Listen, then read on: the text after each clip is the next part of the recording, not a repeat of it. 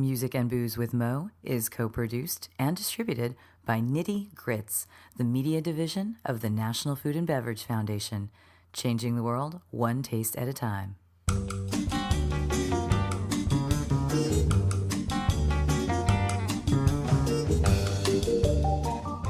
Welcome to Music and Booze with Mo.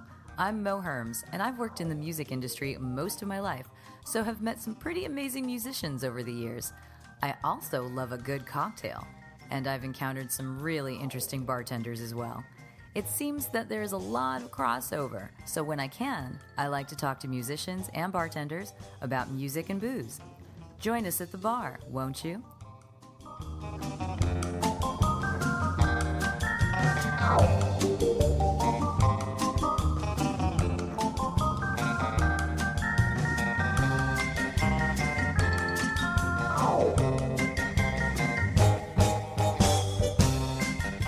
Music and Booze with Mo is brought to you by The Mermaid, a cozy neighborhood bar with an aquatic flair in the Little Tokyo area of downtown LA. Open 7 days a week, featuring tropical cocktails and snacks, The Mermaid also has a daily happy hour from 5 to 8 p.m. Follow The Mermaid on Instagram at TheMermaidLA to hear about upcoming events and check them out at TheMermaidLA.com. Head to 428 East 2nd Street, Los Angeles, for a drink. So, tell me who you are. My name is Jill Cohen. And we are sitting in Blackbird Ordinary. Yes, we are. In Miami, Florida, and I love this bar. And can you tell me a little bit about Blackbird Ordinary? How long has it been around? So, Blackbird Ordinary has been around about 6.5 years. So, exactly when I started, I opened the doors. Say, you've been here since the beginning. Yeah, I helped make these tables with them before we opened the doors. These are beautiful tables, yeah. actually. Yeah, these are real vintage bird book pages. And we did some cool art project and made these. They're awesome. Yeah, so were you just a bartender then, or were you one of the what's your history with Blackbird Ordinary? I started, the owner is a very, very good friend of mine, and I came to him one day and I was like, hey dude, I need a job. And he was like, hey, well, I'm opening this spot in a week or two. You should come by. And all he had really for me was a cocktail waitress. And I said, okay, fine, I'll do it. But if I'm not behind the bar in 2 weeks, I'm leaving. Nice. 2 weeks exactly. I said, put me behind the bar or I'm leaving. And the next day I was behind the bar, and I was very young and new to the industry. I was going to say, had you bartended before? I had, but not in this magnitude. It was more so like slinging and ringing vodka sodas at music festivals and stuff like that, and smaller venues. But I did a ton of. I've been a cocktail waitress since I was too young to be a cocktail waitress, or bottle service. And I really always wanted to be behind the bar. I demanded it. So I would take a couple hours on all my days off and come, and I got to train with some of the best bartenders in the world. And that was here? Yeah. I was very, very fortunate because they were super generous with their time and their knowledge, and I wanted it really bad. So I came, I trained, and just climbed the ladder. It's not easy. You have to study this stuff. I mean, there's so much that you have to commit to memory. It's a lot before it becomes muscle memory. Absolutely. Anyway, years. And it's poetry too. It's a dance getting behind that bar, especially that it's high volume here.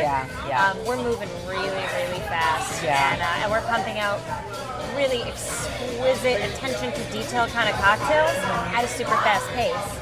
So it definitely takes a ton of learning. And after 2 weeks, you were weeks, back there. I demanded it. I got behind this bar. And it's a beast of a bar, and I'm so fortunate because I've dedicated myself to this place for many years, and finally got to be step into this role as the bar manager. What do you love about bartending? Oh man, so many things. I mean, first and foremost, it's fun, and I couldn't imagine. I graduated actually while I was working here, did PR with a minor in hospitality. And at the end of it, I was like, well, I still really love bartending. I can't imagine myself. Bartending's hospitality. Yeah, no, for sure. I'm definitely putting some of it into good use. But I I like the fast pace. I like being able to move, being able to laugh and share with people and bonding. And then also the creativity that I'm able to express making these cocktails and building these menus and these programs. That's why I've fallen in love with cocktails over the years, because you guys have been able to come up with such amazing things. And it's artistry for me, and I'm really, really thankful that I get to do it. It's a total privilege. So what was kind of your journey then when you started? That sounds so shushy of me. What's your journey as a bartender? But I mean, when you got behind the bar, you were saying, you were doing the regular and drinks and all this kind of stuff. But you knew when they opened this bar that it was going to be more of a crafting. It was my first introduction to craft cocktails in general, and I saw these people who became my very, very good friends. I saw them doing some really amazing stuff that I didn't think was a thing. Yeah. And I grew up in a very culinary oriented household. So, flavors were just a thing for us. I was always into, having a really good understanding of flavor. Yeah. I'm like, well, this is the same thing. It's just with booze. It totally is. And it came super naturally to me, which I didn't expect at all. You don't really go into something thinking that you're going to fall in love. And I really, really did. I threw myself into it completely, which was, it was the first time in life that I felt like, man, I'm really crushing this. I'm good at something. And this is great. I haven't felt that way since, I don't know. Was there an early cocktail that you remember making you feel that way when you started on this? Because I love that you compared it to food, because obviously it's the same thing. It's creating new flavor profiles with existing flavor profiles, and people readily accept that in the food world. The whole foodie culture. And I think it's been more of a learning curve in the cocktail world. So was there something that you created at some point where you were like, damn, I totally did it with this drink, when you were first starting? So I'll take it in two parts, because the cocktail that I saw someone make that was like, wow, that's so dope. And now to me, it's nothing. It's child's play. It's just something. It's something we're all required to know as bartenders. But it was a Sazerac. So it's absinthe rinse and just this beautiful display of finger work and a nice discarded lemon zest at the end. So watching one of my girlfriends make one of those, I was like, wow, that's I love this shit. That's definitely awesome. artistry. Yeah.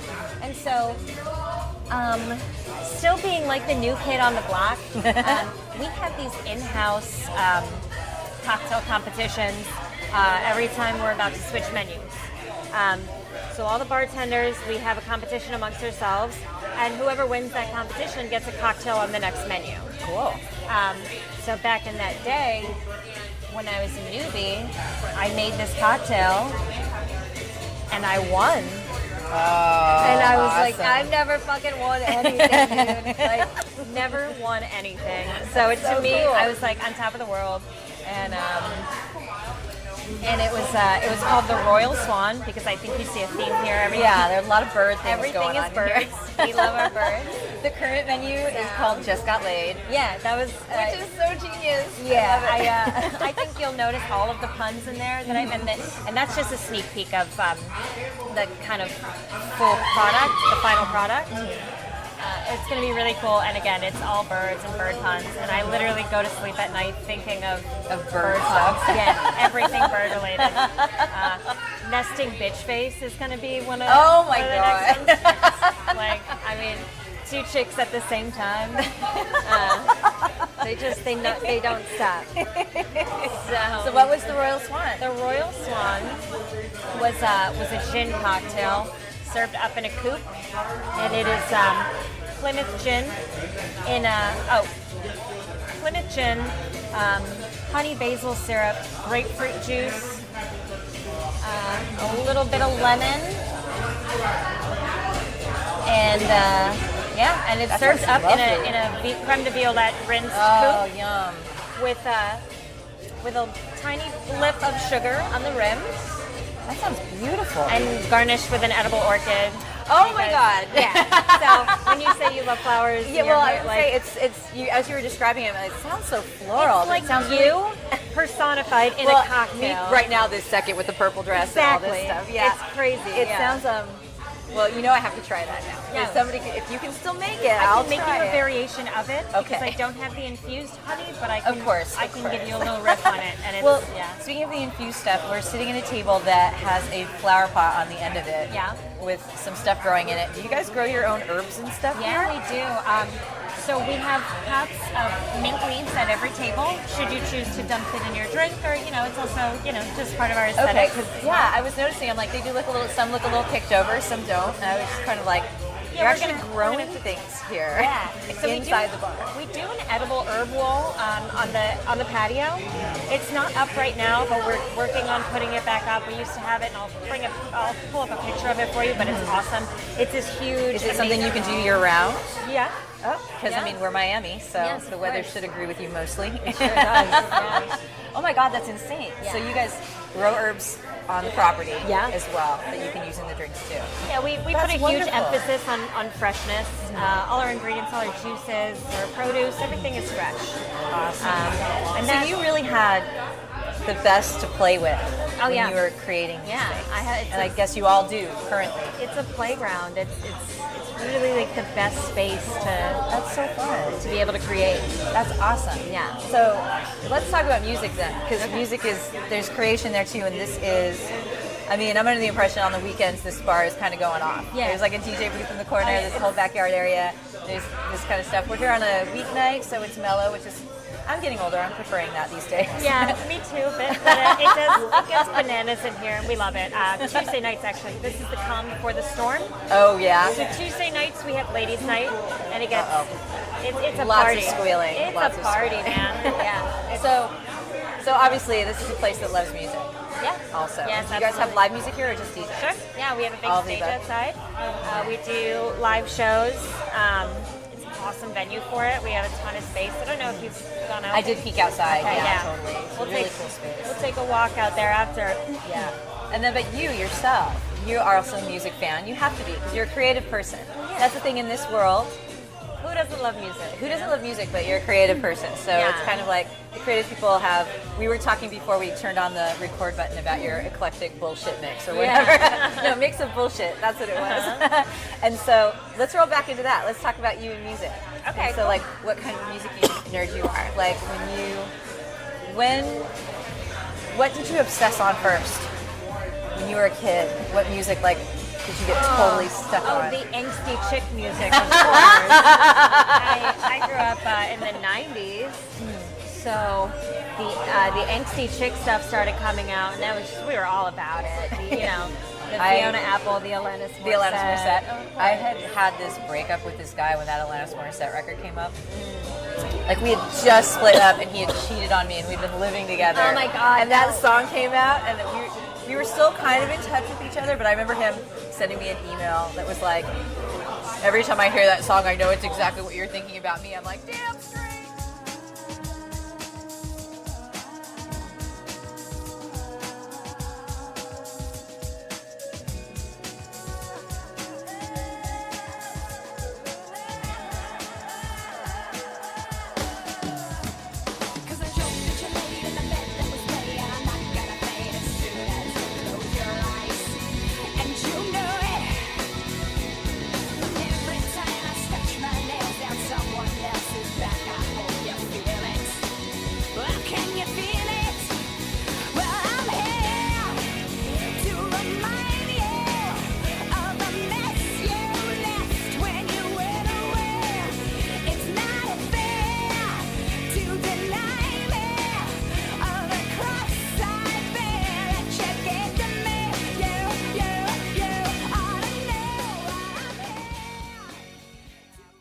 Crazy how when you have a breakup, you fixate on one song for a week, and it literally transforms the way you feel. I remember times where I couldn't get out of bed for a certain duration And of then time. the right song comes on. The right song comes on. You listen to it 900 times, and all of a sudden, you don't give a fuck about that person anymore. It's amazing. Well, I was reading something about how breakups, is legitimately like an addiction, giving up cigarettes or something like that. Totally. So you have to have something that motivates you to do that and everything. Yeah. And I'm like, gosh, I feel bad for all those people who are nursing that with booze because they're just trading one for the other. No, I don't do vices when I'm in a tough spot. I feel like I need to feel my feelings. Totally, and just me too. Get up because I'm not an overly sensitive person. And when it has to come out, it has to come out. You're not overly sensitive, but the angst stuff really spoke to you. I'm an angry bitch. I was gonna say you're an angry teenager. I was certainly. So did you get into the Riot Girl stuff too, or was it just like the Courtney Love, that kind of thing? No, I mean, no. Not too punky. Like I said, an eclectic mix. So I can get down with all the poppy stuff that we're not supposed to say we like, but who cares? Totally say you like. I say this again and again and again. There are no guilty pleasures. If you like it, then you shouldn't feel guilty I have about no shame. it. I love Britney Spears. And there's no way you will ever get me not to. I like that Michelle Branch shit. It's like Lilith Fair. Yeah. Fair with an edge. Totally. You put that Pandora station on, and I can sing the words to every single one. Yeah. Where did you grow up? Here, Miami Beach. In Miami. Yeah. So it's like I think of Miami as so much because my family's South American. So I get into a Lyft here or something, and they just start speaking to me in Spanish. Yeah. I know. Yeah. I look like I can do that, but I actually can't. I'm the opposite. I don't look it, and I'm Cuban American. Are you? Yeah. So you can talk to them. I can. Yes. Because I was not brought up I speaking never Spanish. get lost in an Uber. So did that take any influence on you? Did you grow up listening to Cuban music and stuff too then? I mean, I know how to salsa dance, if that's what you're asking. No, just wondering how much you listen to at home. I know how to merengue. I mean, in Colombia they do that too. So It's kind of habit. in high school there was a big group of kids who were really into reggaeton, and I am not whatsoever. but I can sing the words to a lot of those songs Because it was just in your face all the time. Yeah, and I'm not gonna lie, get a little dancey to it. So you just made me think of this since you have the Cuban, my family's Colombian, so when I was, I don't know, when Shakira first started, when she was really young, she still had black hair. Right? I love her. So totally, she was so great. Yeah. I mean, she's fine now, but she was so great. And my mom, because the one thing in Latin culture anyway, I've noticed, maybe you have too, is like the grandmas and the grandsons generally are listening to the same radio stations. Yeah. It's like That's mixing so the same funny. stuff. Yeah. So grandma knows the reggaeton too. She may not like it, but she knows it. No, she knows it for sure. So my mom was listening to her Latin pop, and she's like, okay, you need to hear this, you need to hear this. So she's playing me Shakira, because she knew I worked in radio and everything. And well, she kind of sounds like a Spanish Alanis Morissette. Oh, And she has a similar voice. Really, That yeah. kind of, like she just drank a glass of milk before she sings kind of voice. Totally. Yeah. You did that perfectly. I have a decent Shakira impression that I won't. I'll save that for. Oh my for God! another time But for I you. totally want to know. Yeah, That was good. It's really funny. Well, you have to now. I can't. You have to. You can't put me on the spot like that. I'll do it for If it you. comes too later. I'll do it for you in private. It's gonna be organic. But All right. It's funny. It's a really good joke between one of my best friends and I. About Shakira. Yeah, well, just that voice. Right? But you know what I'm talking about. Yes. It's a very particular kind of voice. So I was surprised that she was able to take off here in the States the way she did. She's amazing. That She is. song, man, and it. Ojo to See is my favorite song of hers. Oh yeah, almost Because it's incredible. such an amazing song. She's Yeah. like half like Iranian or something Yeah, too. that like She has that belly Middle dance. Eastern influence to it is dope. It's beautiful. Beautiful. She has this song that always reminds me of my late mother's late friend. So this woman I grew up with. My mom has passed as well, so Shakira has a special place in my heart. Yeah, and this friend of my mother's who's also passed loved Shakira. And one day, Moms are teaching us. I was a teenager and she only had boys. So she loved me because it was like the daughter she never got to have. Aww. And one day she put this song on. She said, "You gotta hear this song," and it was Underneath Your Clothes. But if you put that on, I will just bawl crying. Aww. Like it just brings me back to this woman. Like I remember the smell of her hair. You know, she was such a Music, smells, food, drinks, all of that. brings you back to a time. Huge, strong memory. Yeah. Like rejoiners or something like Major that. nostalgia for sure. Yeah. I mean, So did you go back and listen to the earlier Shakira stuff in Spanish? Yeah. 'Cause she was very like political, angry girl. She had stuff to say, and then she got sexy, which is cool too. she's she's well-rounded Very well rounded.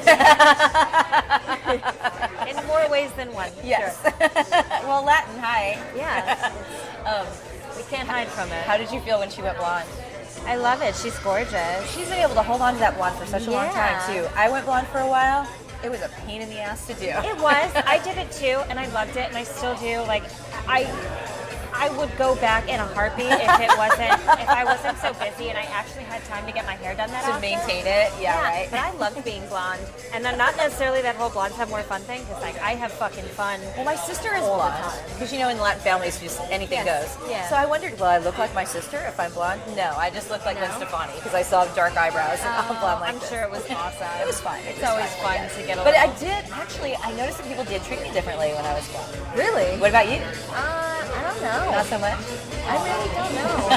I can't remember because it was So long ago. It was so long ago, but I just liked it for me because it was the first time I'd done anything that different. That drastically different. Yeah, like I just went blonde and I kept going blonder because I was like, because you could. I was like, oh my god, this is amazing. Like, can I get platinum? I'm a new woman. I didn't get all the way to platinum though. I wish I could have for a little. But yeah, I loved being blonde. Well, how does this?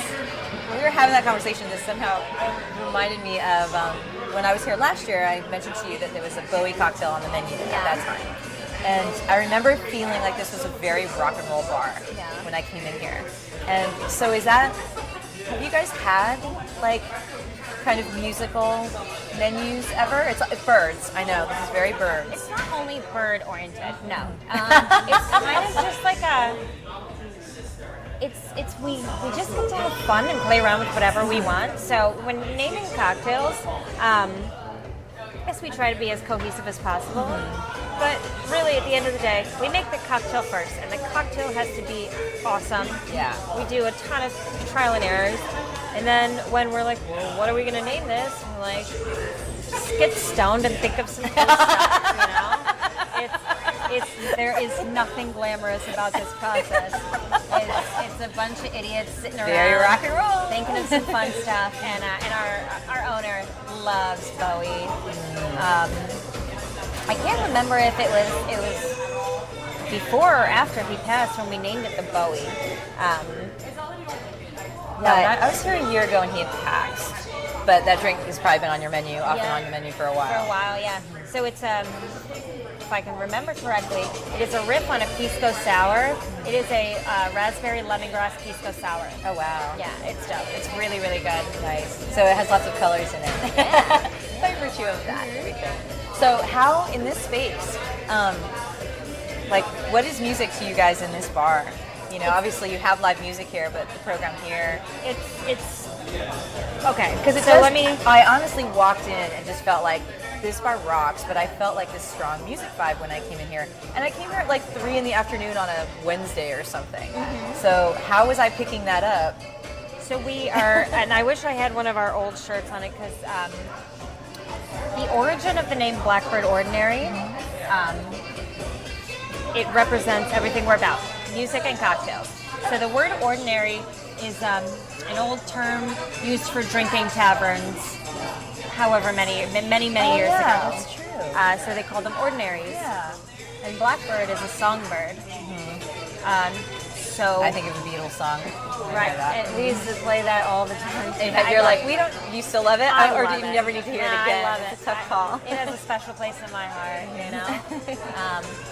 But yeah, so Blackbird Ordinary is a place for good tunes and good drinks. Awesome. Yeah. Awesome. So what kind of DJs do you guys have in here? Do you rotate the styles or? We do what we like to do open format. A little bit of everything. We're total people pleasers. We like to cater to every single person in the crowd. You know, so we anywhere from 80s, 90s, old school hip hop, new school hip hop, top 40, pop, a lot of rock. Well, then I'll put you on the spot. If you were DJing up there and you got to do whatever you wanted, Oh my God, I don't know. I mean, everybody would just be like, "It's just Jill's night." it depends on the day. So is it like chill during the day? I would. Do you want to DJ at night, or do you want to DJ during the day? If it was during the day, during the mellower hours, people aren't trying to get lit. Oh God, I hate even saying. It doesn't even sound cool when I say it. I'm officially old. Yeah. Okay, what's your day drinking playlist? Day drinking for me is like Billie Holiday. Is that Ooh, I like cool, that. like That's speakeasy nice. type of chill. And then at night, I really like this like early 2000s house music. So when I first started in the industry, that was playing nonstop. And it kept you going? You get this certain rhythm when you're behind the bar. That you need like a specific kind of tune for, and that house music was the first catalyst for me to like just get into it, get into the games, get into my zone. Well, that takes you back to when you were saying it's a dance back there. Yeah. So you've got the right music on for you, Yeah, I mean, and you can get into that groove and make those drinks. but the way the crowd responds to that stuff still today, it's stuff that like we went crazy over when I was a little bit younger. People still hear it today. I mean, you throw on, I can't even, like, It's a Fine Day and stuff like that. That Opus song, that it's gonna be a fine day tonight. That song? People open windows. Yes. Yeah.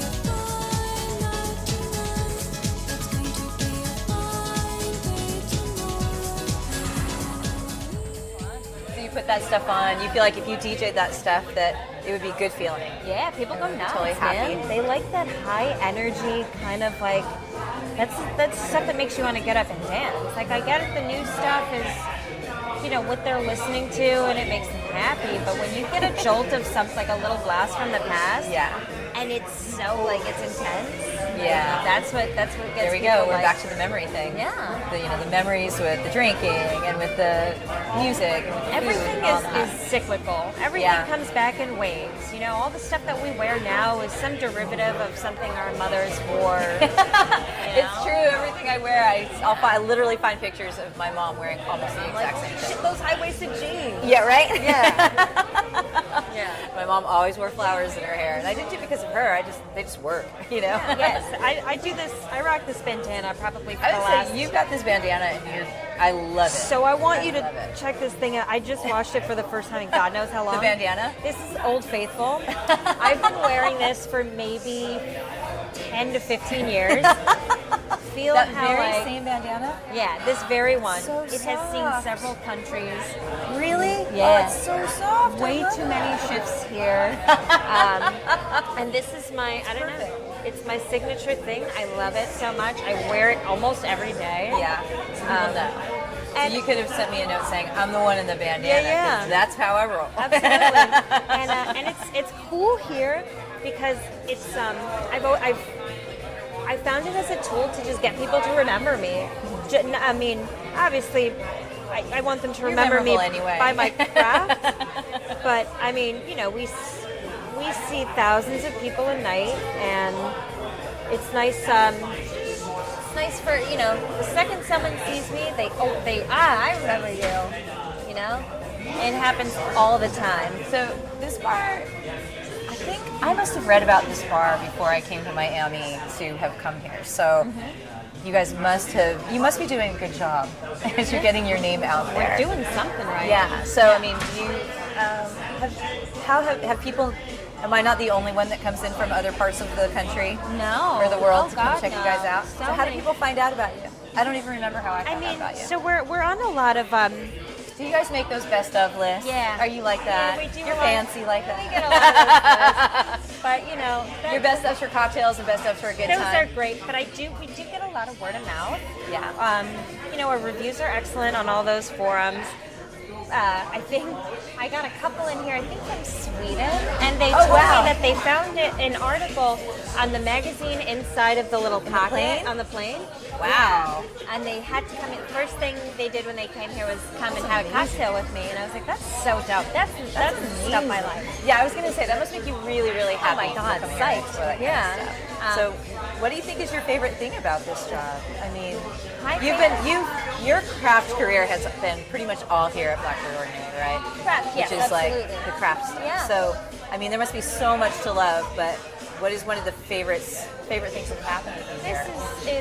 This community is so special, and it's something unlike. By that, do you mean the cocktail community or the bartender community? Yeah, the bartender community, not just here, but all over the country, and in other countries as well.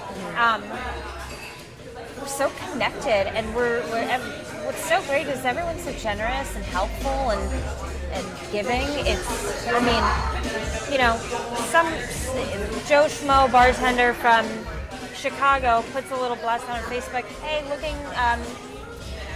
One of my sister is getting married, and she's having her bachelor party in Miami. Anybody out there can, you know, kind of direct them where to go, and people jump on it.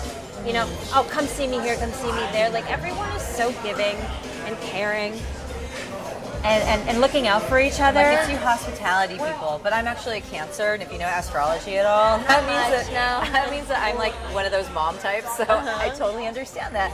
And I was like, that must be why I like this scene so much. When I love a great bar because it's a community building thing. It's family. It's family. What I love about this bar in particular is that we're very selective in that everyone has to be a family, you know? We all love each other so much. You want everyone to fit in. Yeah. Just meld with each other. Be the kind of people that to do unto others kind of thing. Yeah.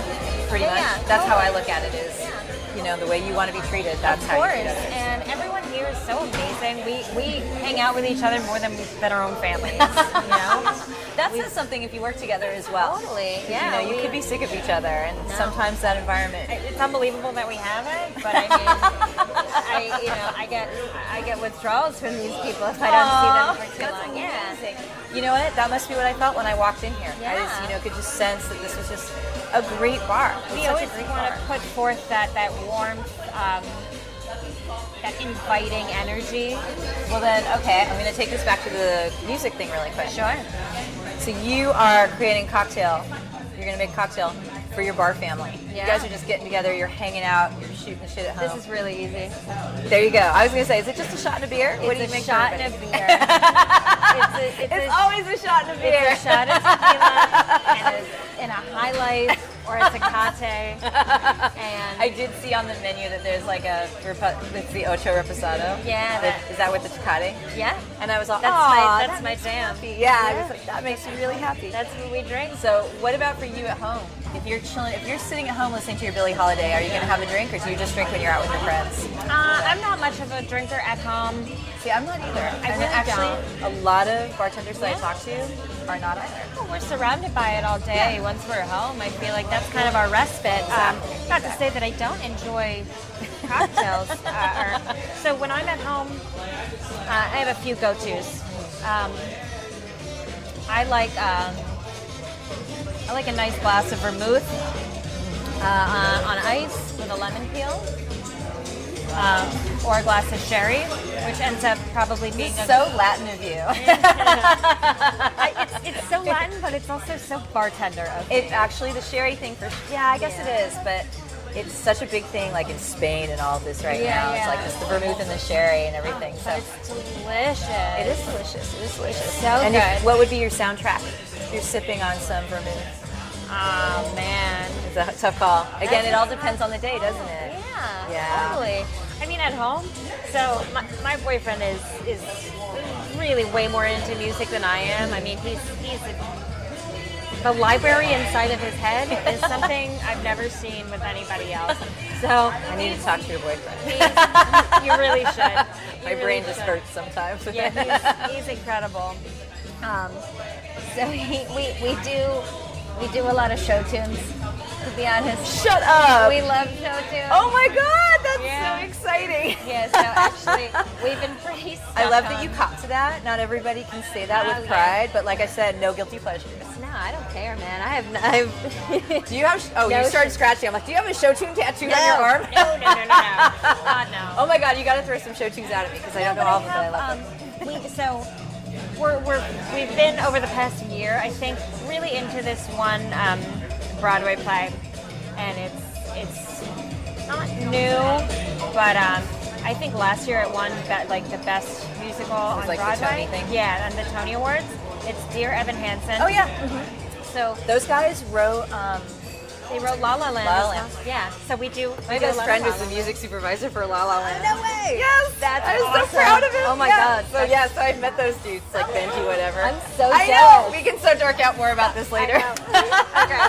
So But yes, I haven't seen that play yet, but I know that the score is So this was awesome. So we kind of like did some research on the show.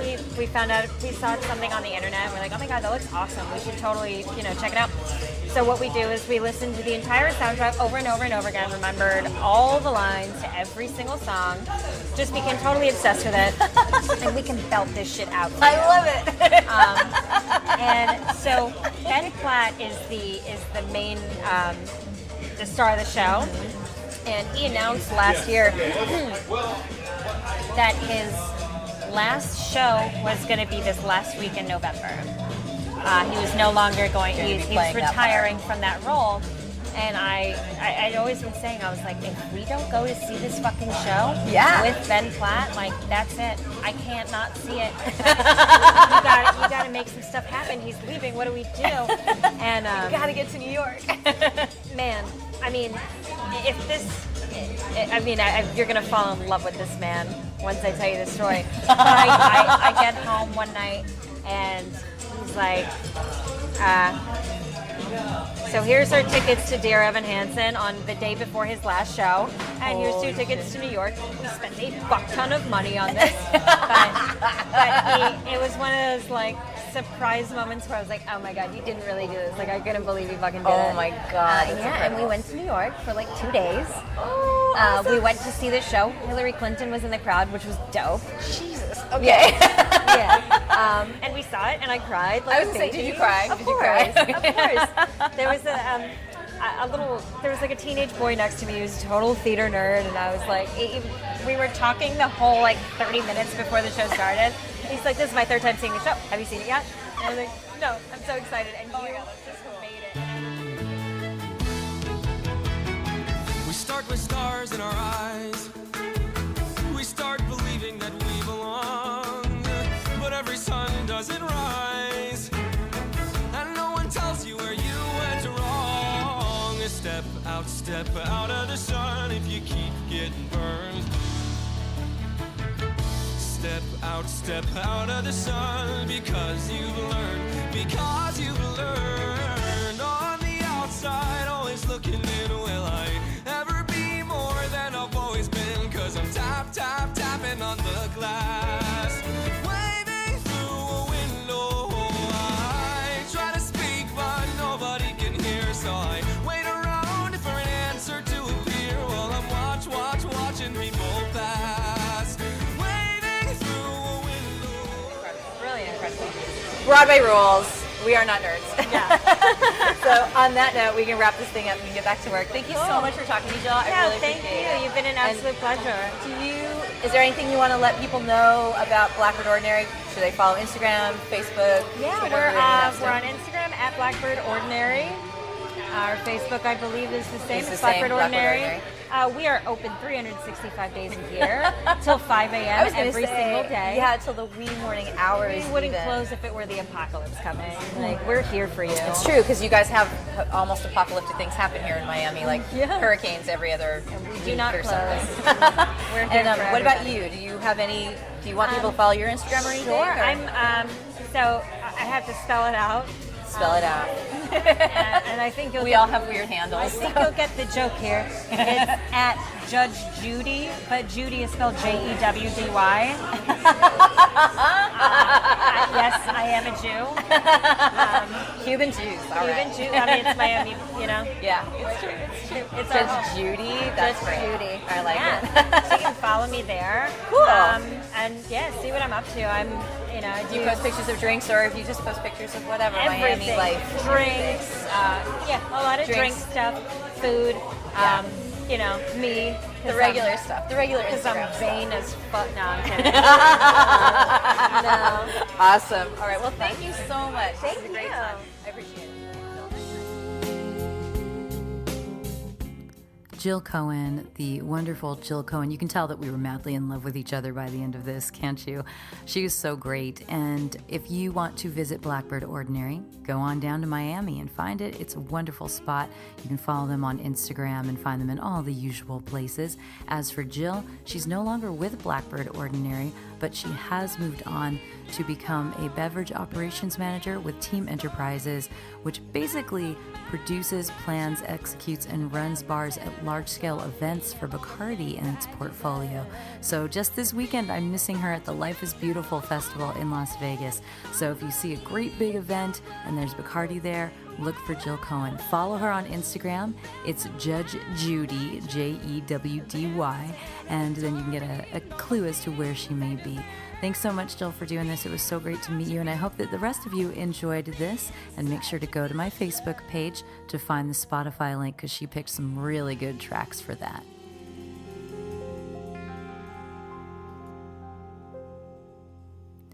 Music and Booze with Mo is brought to you by Barkeeper, a head shop for cocktail lovers, located at 614 North Hoover Street in Silver Lake, Los Angeles. Stop by for barware, vintage glassware, a carefully curated collection of spirits, and one of the most impressive selections of bitters anywhere.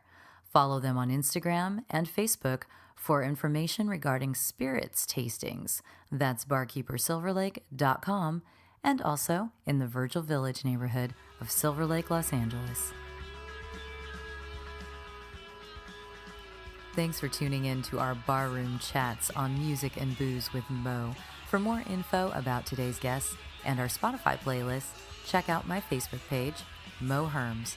Please subscribe to the podcast and feel free to tell all your friends about it. Lower your expectations and join us at the bar. Till next time, cheers.